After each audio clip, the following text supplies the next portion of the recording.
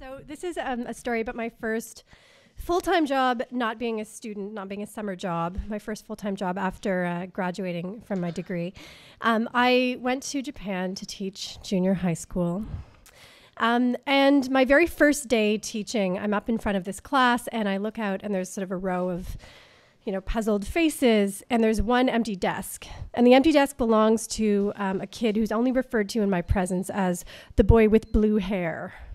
And the boy with blue hair was not in my class, but he was just outside of my class in the hallway, screaming and beating the shit out of his homeroom teacher. Really? Yeah. And I look at the Japanese teacher who's introducing me to the class, and I sort of, should we be doing something? And she sort of laughs nervously and says, don't pay any attention, and then keeps introducing me by saying that Megan is from Canada, just like Celine Dion. And I'm like, this is going so great. So a lot of different types of people end up overseas teaching English. There's sort of these rootless adventure types. There's lots of people who are sort of putting off trying to figure out what they actually want to do with their lives. And then there's these sort of like partiers who want this extended drunken spring break. Now, yeah. I fell into none of these categories. I just finished my degree where I'd studied Japanese and Chinese art, and I'd very earnestly packed up my textbooks and moved to Japan with the ridiculous task of trying to find my master's thesis. It's so embarrassing to say now, but I really did. And I was quite pleased when I was placed in this little town called Ueno. Ueno is sort of centrally located, it's old, there's a castle, and it's historically relevant for two reasons. First, it's the birthplace of the haiku poet Basho. And second, it is one of two historical centers of ninja training and practice.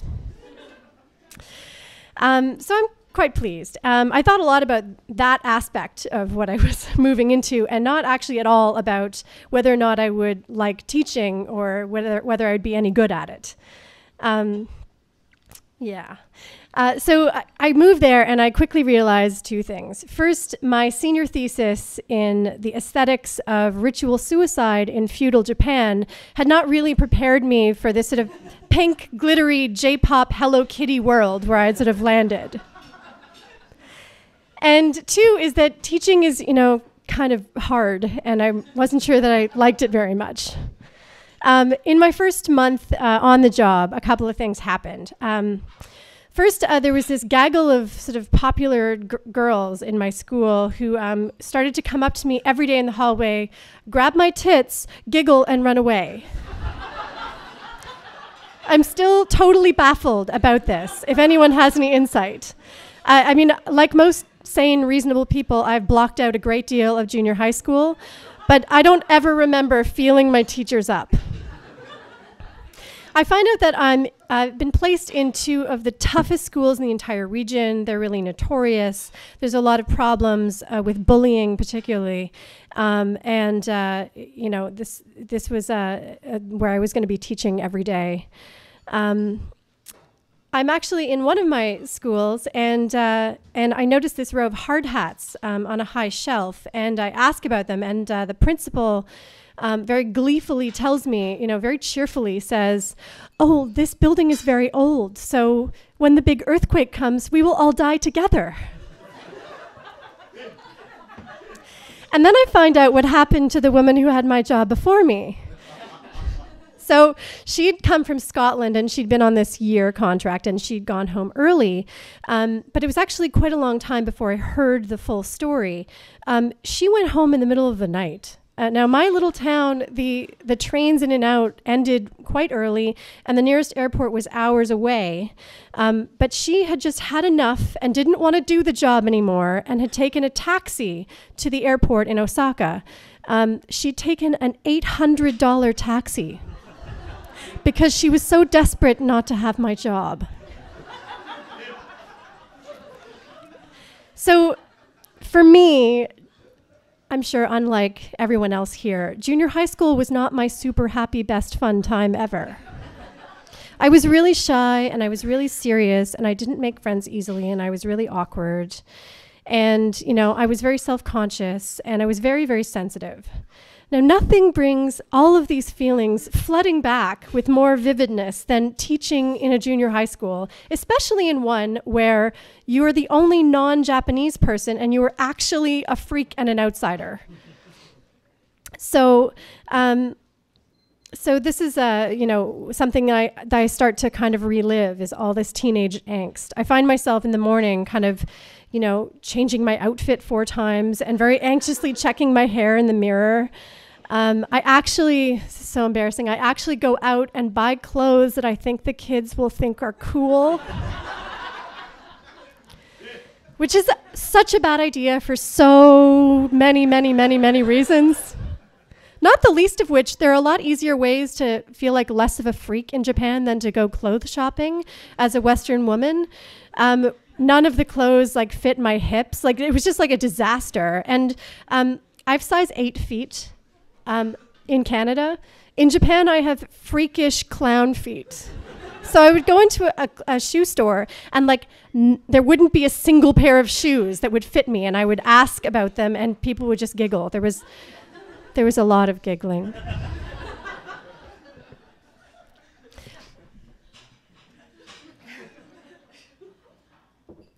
My academic best intentions weren't going so well either. So I studied Japanese. I was working really hard at it, but I was mostly learning a lot of teenage slang. So I learned about 10 words for cute, and I learned a lot of words like "usonanya nandeyonen," which means don't lie and stop talking about me. I quickly found out that Basho, the haiku poet, was actually Japan's wandering haiku poet. He had traveled all over Japan and written haiku all over Japan. So he's pretty much famous for being born in Ueno and then getting as far away from Ueno as he possibly could. And then there were the ninja. So the town celebrated its legacy every year with a festival. And during this festival, and I swear I'm not making any of this up, there was a procession up the main street of the town where the town showcased this dance form that they had invented called ninjazz. Right? It's ninjutsu plus jazz dance. So it's like satin ninjutsu outfits and spirit fingers. And I swear to God, I saw it. I saw it. And for 2 months before the Ninja Festival, all city workers were allowed to come to work in ninja costumes. So I'd go to work at City Hall, which is where my office was, and the mayor would be a ninja. And the superintendent of education would be a ninja. And all the bank tellers would be ninja.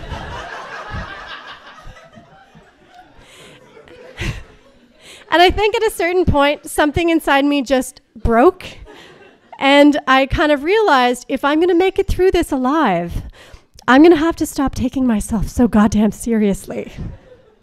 So I stopped looking for my master's thesis. I started wearing my own clothes again. And I sort of learned to relax, and so I could try to get through junior high school again. So I'd love to stand here and sort of say that I had this like epic Michelle Pfeiffer moment and became the best teacher ever, but I didn't really. It's really the hardest job in the entire world. But I did learn a few secrets. For example, if I drank a lot of coffee, I was a good teacher, because if I was manic and unpredictable, at least I had the kids' attention. I did make peace with the mean girls, mostly by screaming the Japanese word for pervert every time they touched me. And they were really embarrassed, and they just sort of stopped doing it. And as for the boy with blue hair, I talked to him, and his name is actually Makoto. And he was having a really rough time at home. He still didn't come to my class, but he did. I did help him translate his favorite English punk songs into Japanese, and we sort of became friends. And at the very end of my 2 years there, I stayed for 2 years, the calligraphy teacher had all of the students choose their favorite basho poem, their favorite basho haiku, and write it out for me on a card. And Makoto thought that basho was super lame, so he made up his own haiku for me. And he scrawled it in sort of punk script in blue magic marker. And it actually fit the 575 syllable meter. And it went like this. It said, Megan sensei, aishite imasu, kokoro kara. So, my teacher Megan, I love you from my heart. And yeah, so I still have the card and it's kind of awesome. So that's how I survived my first full-time job and how I made it through junior high school all over again.